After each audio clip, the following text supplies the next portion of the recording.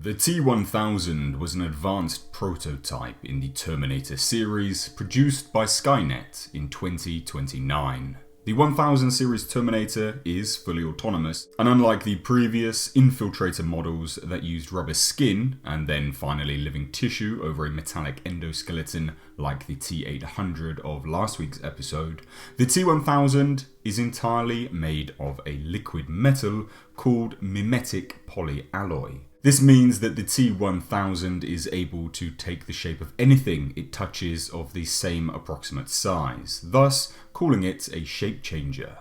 It can impersonate other people, as well as creating weapons out of its very arms by shaping itself into blades. Within the T-1000, it has a liquid molecular brain gathered by the mimetic polyalloy. The molecular brain grants the T-1000 advanced reasoning capabilities, emotions such as humour, and even self-awareness. As a result, a T-1000 can make its own decisions contrary to that of Skynet, hence the previous statement of it being fully autonomous. In order to protect itself from its own creation, Skynet did not mass produce the T-1000, and later Skynet would discontinue the T-1000 for this very reason. One of the main directives of the T-1000 was the recovery of essence, as the more it lost, the less effective it became. The default command in the mimetic polyalloy's molecular memory was to find the main mass and rejoin it.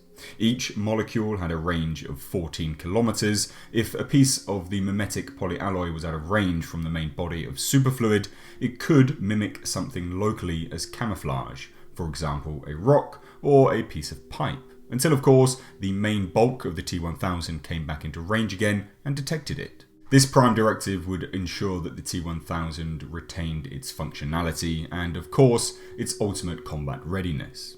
As this trait was encoded at a very basic level, this emergency camouflage programming would manifest itself as a malfunction or glitch when a T-1000 was critically damaged. The T-1000 that fought with Sarah Connor displayed this glitch in the steel mill. Having been frozen and shattered, the T-1000 began to mimic floor coverings and other objects it came into physical contact with due to its molecules undergoing self-preservation. When necessary, the T-1000 could form additional limbs when multitasking, such as flying a helicopter and firing weapons. This would ensure that the T-1000, although a prototype, was one of the main threats that Sarah Connor and of course John Connor came across. Due to its liquid metal construction, the T-1000 is capable of extensive regeneration from being hit by bullets. Amputation or separating parts of a T-1000 is not enough to stop it from regeneration, as the individual pieces would of course seek each other out and reform to become a fully complete, fully functional battle unit again over short distances. The smaller the volume of particles, the less intelligent each piece became. Combined, the T-1000 is incredibly capable. However, when in pieces, it merely tries to get back to its whole again.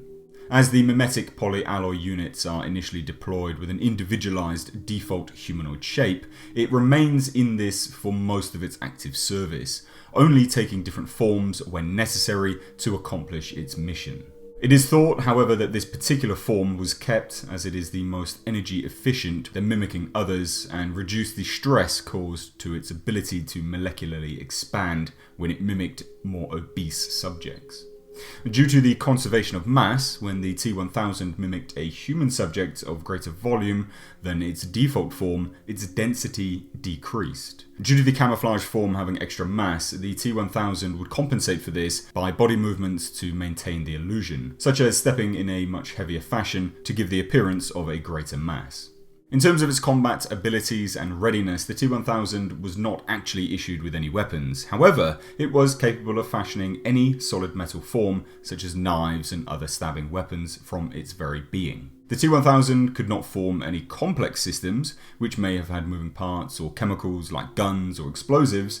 However, the T-1000 was capable of concealing and carrying weapons within its very self. In order to form a weapon from a limb, the T-1000 had to convert that particular section to a liquid metal state before reconfiguring it while keeping the rest of its body in a solid metal state. Along with the flexibility of its original form, the T-1000 series has demonstrated a superior repertoire of martial arts abilities programmed into its subroutines, making it more capable than the heavy T-800 series in close combat.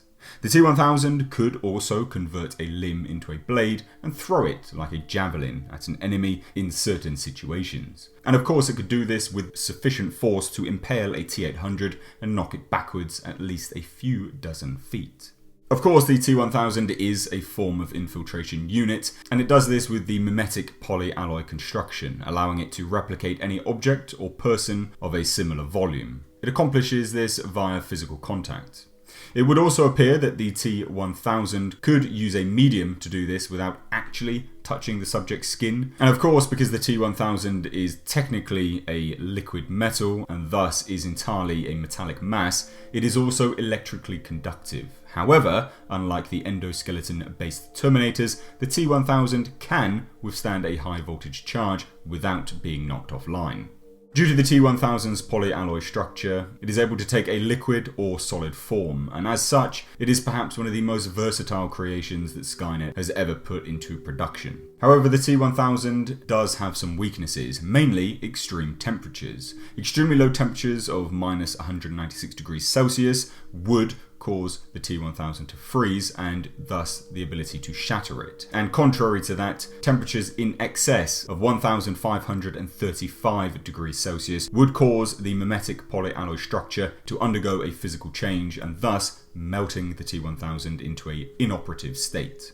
And as we saw in Terminator Genesis, which is still technically canon until James Cameron comes and wipes it from the film universe anyway, corrosives such as concentrated hydrochloric acid have also been known to damage T-1000s. So guys, I want to ask you, what did you think of the T-1000? Obviously, a lot of people praise Judgment Day as being perhaps one of the best Terminator films, and a lot of that is largely down to the very, very impressive performance and also the portrayal of the T-1000.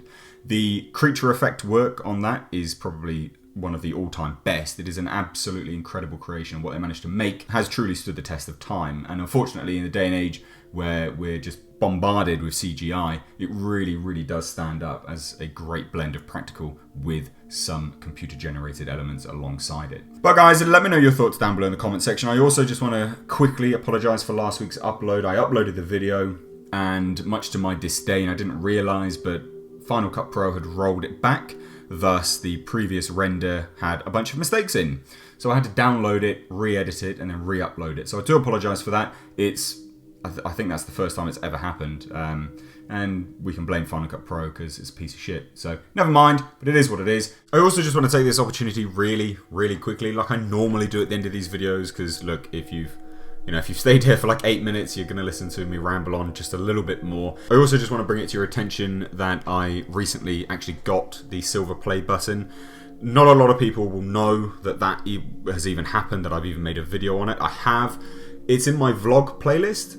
I've been doing vlogs now for a good couple of months, actually, to be perfectly honest. And I know they're not for everyone. I'm well aware of that. But if you are interested in the man behind the voice, what I get up to, my gym stuff, again, I've shown myself more recently in review videos, and a lot of people have said, oh, holy shit, Mr. H is jacked and all this kind of, stuff. If you are interested in kind of what I get up to with the gym, what I eat, kind of my general life, then I do actually have a dedicated vlog playlist, and I do try and edit the vlogs quite nicely. So if you're interested in that, then obviously please do head on over there. But also, like I have been doing at the end of some videos, is just taking the opportunity to once again say thank you for me passing this milestone. I passed 100,000 subscribers probably about 5 months ago, but unfortunately YouTube didn't really want to send me the play button. I've only just got it. I did the unboxing. It's a brand new version. It's not the same as what they did before, but I thought I'd just take the opportunity to say thanks once again, because obviously it means a lot to me. I am really sincerely grateful of that, the fact that I'm able to do that. And also at the end of this month I am attending Sundance Festival, so I will vlog some of that. So again, the vlogs do have a purpose, they do have some kind of interesting elements, but I thought I would take that opportunity just to say that real quick. Guys, if you're new to the channel, please do hit that subscribe button. As always, I have been Mr. H, and I will catch you in the next video.